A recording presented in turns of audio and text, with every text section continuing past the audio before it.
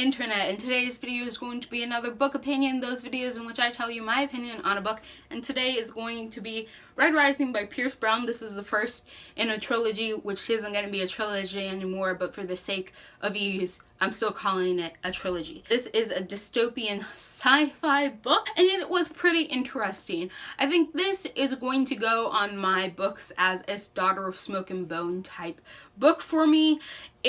I love it, but I hate it at the same time. And there's just as many things that I love about the story and the concept as I hate about the story and the concept and the execution. So we're gonna go twofold. I think first off, you'll like this book if you're a fan of shows like Sparta, if you're a fan of movies like 300, those gritty sort of nature. We're battling, it's war, things are gonna be like rough and like dirty and like people are gonna be cutting everyone else down. You'll probably enjoy this book more than anyone else. If you like semi-enjoy those things, then you might enjoy this book. So this book is about a guy named Darrow. So it's this guy named Darrow, and he lives in a system based on color.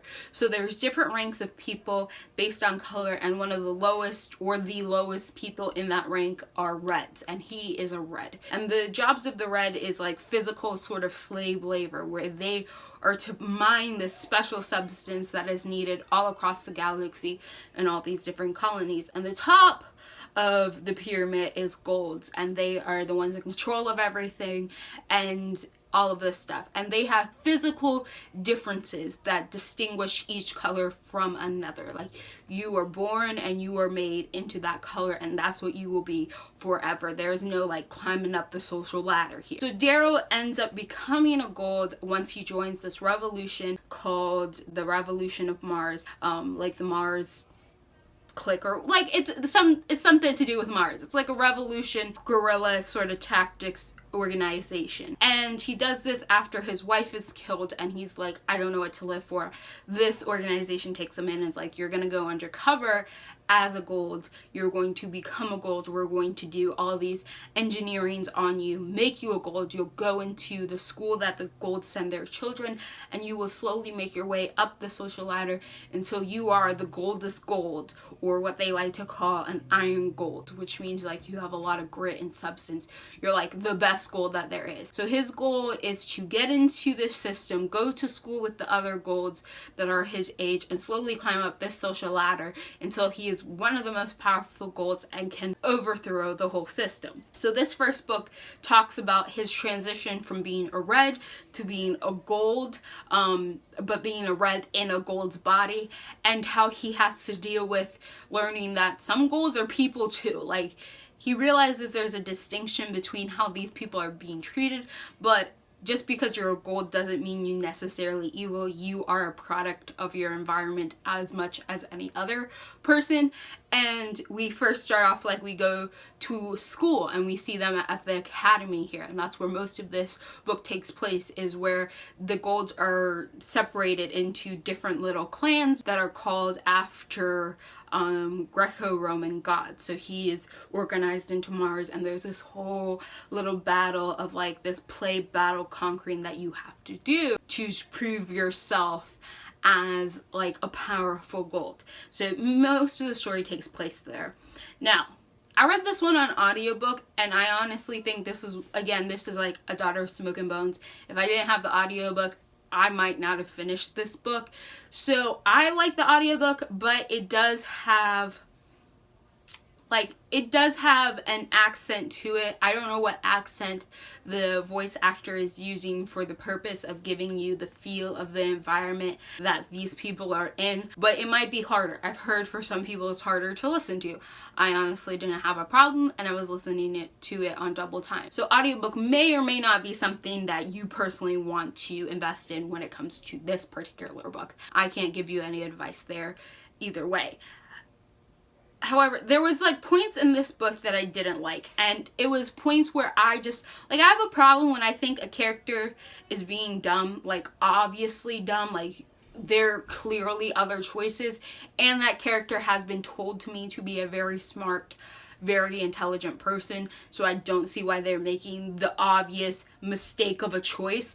And that happens often with Darrow, where he'll make decisions and he'll be like, that's a dumb decision. Like, take a second, make a more informed decision. And he's said to be a really smart character. Like, he was smart before he went through all this engineering. He is a very, very smart dude, which just proves that these class systems are a bunch of bullshit, because he's a red and he's super, super smart. And he does all of these things, right? And he's really intelligent. And like, while he's in the middle of academy, he makes some choices that I'm just like, that was a dumb choice. And then the second later, it's like, wow, these choices have pretty terrible consequences. And then a second after that, he's like, yeah, I knew I shouldn't have made that choice. Like, I knew that there was a better alternative and I probably shouldn't have made the decision I did, but oh, whatever. And I'm just sitting there like, if you had just taken the time to like think about it a little bit. And like, a lot of the times when he makes his worst decision, they're decisions that he could have taken time. Like,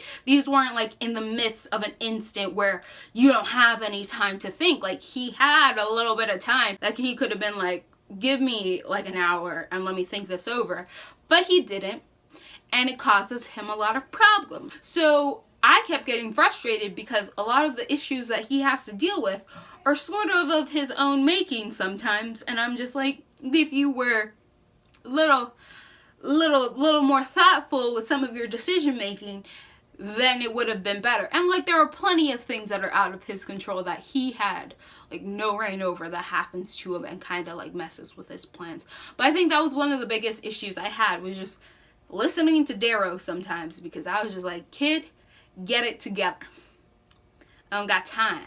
Get it together. Another thing that is really frustrating about this book is there are a lot of long instances where I was just completely disinterested with what was going on. Like, pages. Like, this book starts off with him being a red and going through all this red stuff, and it's so boring.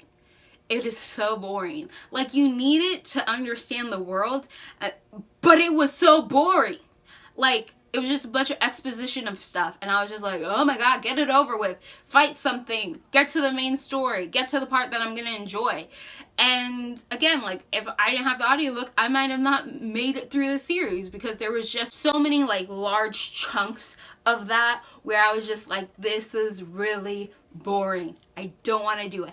And it wasn't like it was stuff you could skip over, because it had information that you needed to later understand other parts of the story. So yeah, I think overall this is a really good book. Like, objectively, it's a really good book. It's a very interesting, fascinating story. It does really feel like those shows like Sparta, like 300, where it's nitty gritty and it's like war, and it doesn't like try to dampen the effects and the consequences that decisions that characters can have. Like, Darrow's decisions, the people around him, their decisions affect things. They have consequences. Like, there are ramifications, large ones, and it shows in this book. But the drawbacks are, there are large chunks of this book that just feel really boring, and you get really, really bored. And sometimes characters' decisions, you're just like, dude, I know, like, as a human, you make pretty terrible choices and misinformed choices and uninformed choices, but I expect you to be better because you say that you are better. So, Red Rising is a good book. It's a very stressful book.